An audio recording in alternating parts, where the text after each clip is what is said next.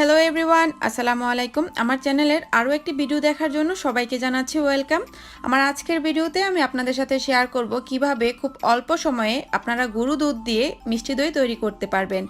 অতিথি আপ্যায়নে অল্প সময়ের মধ্যেই 1 ঘন্টায় চুলায় এই দইটি আপনারা করতে পারবেন। আমি আজকের দইটি আপনাদেরকে চুলায় তৈরি করে দেখাবো। আশা করছি আপনাদের কাছে ভালো লাগবে। সো চলুন দেখে আসি এর প্রস্তুত প্রণালী। এখানে আমি একটি প্যানে নিয়ে নিচ্ছি 4 কাপ পরিমাণ পানি। এখানে হচ্ছে নরমাল পানি নিয়ে নিয়েছি।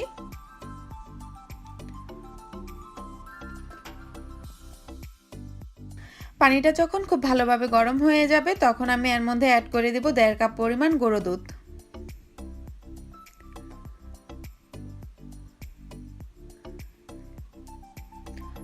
এখন দুধ আর পানিটাকে আমি খুব ভালোভাবে মিক্স করে নিচ্ছি, আর এটাকে আমি ভালোভাবে জাল করে নেব। খুব ভালোভাবে যখন এটার মধ্যে বলক চলে আসবে সেই মুহূর্তে আমি দিয়ে দিচ্ছি 1/2 কাপ পরিমাণ চিনি। এখানে আপনারা স্বাদের উপর ডিপেন্ড করে বাড়িয়ে বা কমিয়ে নিতে পারেন চিনির পরিমাণটা। তারপর চিনিটা থেকেও কিন্তু পানি বের হয়, আর এই ক্ষেত্রে আমি ভালোভাবে জাল করে নিয়েছি। আর দুধটা যখন একটু ঘন হয়ে আসবে সেই মুহূর্তে আমি এটাকে চুলা থেকে নামিয়ে নিচ্ছি। এবার একটি প্যানে আমি ক্যারামেল তৈরি করার জন্য নিয়ে নিয়েছি 4 টেবিল স্পুন সুগার।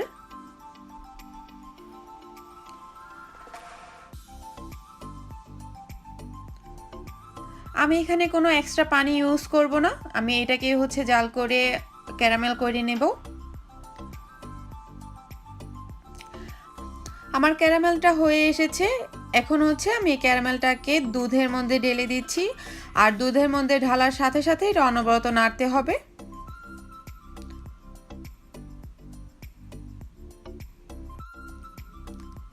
এখানে যদি আপনারা দইয়ের রং ব্যবহার করতে চান সেক্ষেত্রে কিন্তু দইয়ের রংটাও ব্যবহার করতে পারেন। আর ক্যারামেল দেওয়ার পর দেখুন দুধের কালারটাও চেঞ্জ হয়ে গিয়েছে। এদিকে আমি নিয়ে নিচ্ছি 1/2 কাপ পরিমাণ টক দই। এই টক দইটাকে আমি খুব ভালোভাবে ফাটিয়ে নেব। এবার টক দইটাকে একটা সাইডে রেখে এবার একটি বাটিতে দুধের মিশ্রণটাকে আমি একটু ছেঁকে নিচ্ছি। এটা সম্পূর্ণ অপশনাল, আপনারা চাইলে স্কিপ করতে পারেন। ছেঁকে নিলে অ্যাকচুয়ালি দইয়ের ভিতরের টুকু অনেকটুকু মসৃণ হয়।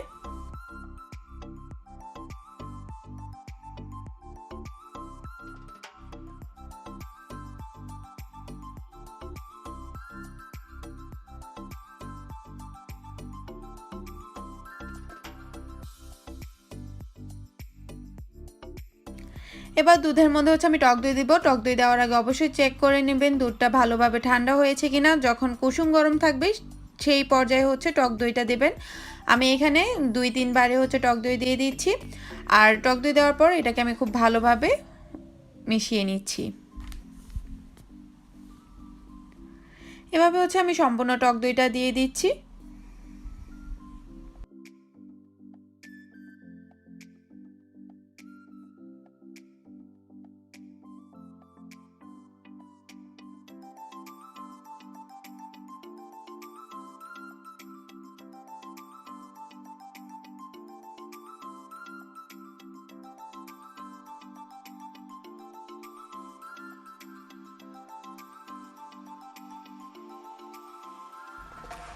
আমি দইটা বসানোর জন্য এখানে মাটির পাত্র নিয়ে নিয়েছি। এবার আমি মেজারমেন্ট কাপের সাহায্যে আমি এখানে দুধটা দিয়ে দিচ্ছি।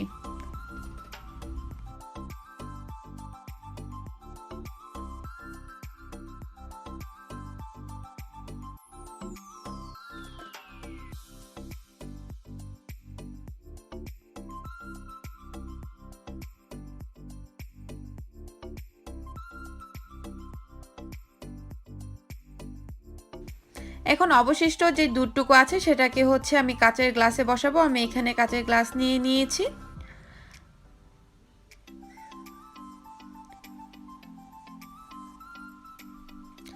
এবার আমি দুটো কাচের গ্লাসে দুধটুকু ঢেলে নিচ্ছি।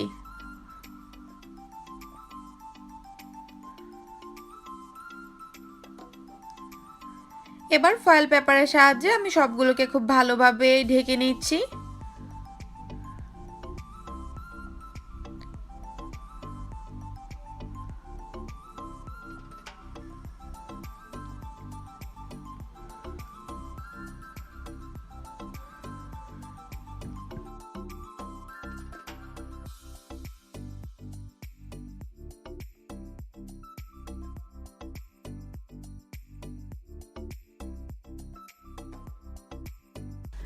দইটা হচ্ছে আমি চুলায় তৈরি করব, সেই কারণে আমি চুলাতে একটি হাঁড়ি বসিয়ে নিয়েছি।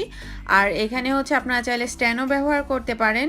আর তার উপর আমি দিয়ে দিচ্ছি একটা তাওয়াল, তাওয়ালের মাঝখানটায় আমি দইয়ের বাটিটা বসিয়ে দেব। তারপর তাওয়ালটা দিয়ে খুব ভালোভাবে এটাকে পেঁচিয়ে দিব, খুব ভালোভাবে এটাকে কভার করতে হবে। এরপর আমি এটাকে হচ্ছে ঢেকে দিচ্ছি। আর ঢেকে দেওয়ার পর চুলার আঁচটা কিন্তু একদম লো ফ্লেমে থাকবে। আমি দেখাচ্ছি কতটুকু লো। 1 ঘন্টার জন্য আমি রেখেছিলাম। 1 ঘন্টা পর আমি দেখাচ্ছি আমার দইটা জমেছে কিনা।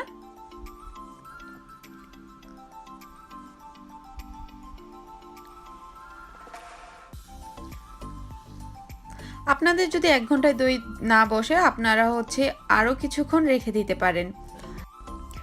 দইটাকে হচ্ছে আমি এখন চুলা থেকে নামিয়ে নিচ্ছি। আর এটাকে আমি নর্মাল ফ্রিজে রেখে দেব 1 ঘন্টার জন্য। নর্মাল ফ্রিজ থেকে আমি নামিয়ে নিয়েছি। আমি কাছ থেকে দেখাচ্ছি আমার দইটা কতটা ভালোভাবে পারফেক্টলি জমেছে। আর কালারটাও কিন্তু খুব সুন্দর এসেছে, ক্যারামেল দেওয়ার কারণেই কিন্তু এই কালারটা এসেছে। এবার একটি চামচের সাহায্যে আমি আপনাদেরকে কেটে দেখাচ্ছি আমার ভিতরের অংশটুকু কীরকম হয়েছে। আই হোপ আপনারা দেখেই বুঝতে পারছেন এটা কতটুকু পারফেক্ট হয়েছে। এবার আমি গ্লাসটাও দেখাচ্ছি, গ্লাসটাতেও কিন্তু খুব ভালোভাবে জমেছে। আমি একটু উপর করে দেখাচ্ছি। এবার একটি চামচের সাহায্যে আমি দেখাচ্ছি এটার ভিতরটাও কতটুকু পারফেক্ট। চেষ্টা করেছি খুব সহজভাবে আপনাদের সাথে শেয়ার করতে।